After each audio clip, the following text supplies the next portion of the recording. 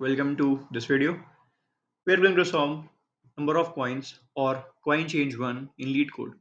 Here we are given amount V to reach with m number of coins and a coins array with m such coins with different denominations, and we have infinite supply of each coin type, which means it is going to be unbounded knapsack. Now if we can reach the solution out of the given coins, we can return the minimum number of coins required, and if not possible to make the change, we will return -1. So as it is unbounded knapsack, I'm going to use DP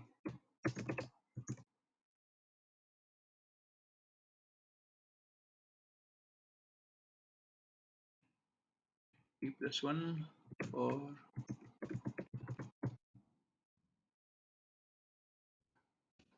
okay. So as I've declared the DP, now it's time to initialize it.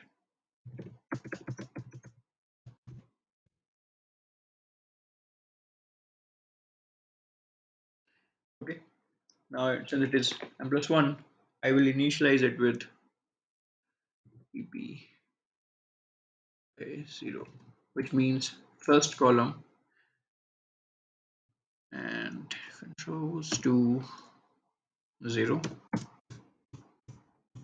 since it will not be possible to make solution out of it. 2b plus 1. Okay.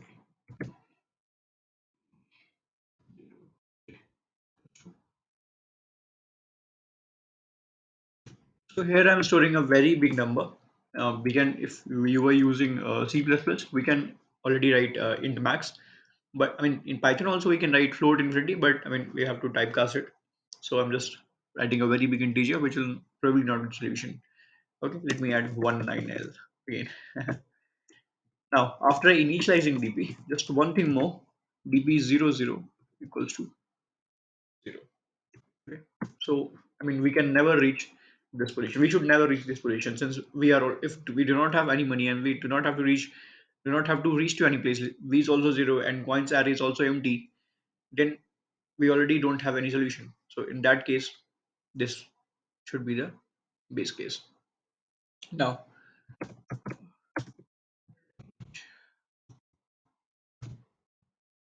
starting from 1, because we have already filled 0th row, chain range. Okay. Now, the only thing that matters is whatever do we do in bounded knapsack or unbounded knapsack is coins I minus 1 less than equal to j. Why do we do this? Because here we check if we can include this element or not. So as we know, in unbounded knapsack, if we can include this element, we can include it any number of times, but if we cannot include it, we can never include it, right? That is what differs unbounded knapsack with bounded knapsack. Okay, so here it means if it is less than 0, so we can obviously include it, and it will be minimum of I and j minus array. It's not array, it's coins minus 1.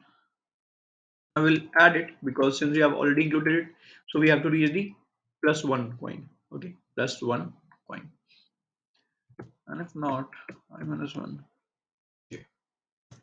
Out of minimum of these values should be stored in db I at j.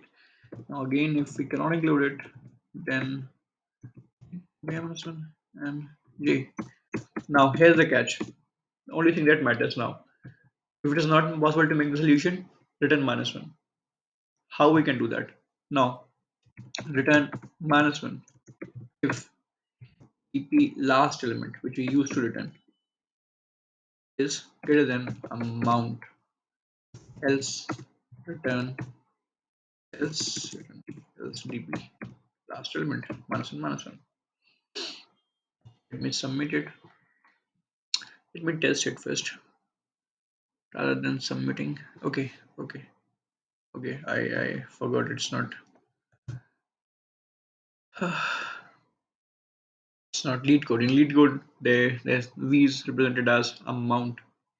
So example test case is running. Let me submit it finally for all the test cases. And yeah, it does the job in pretty less time.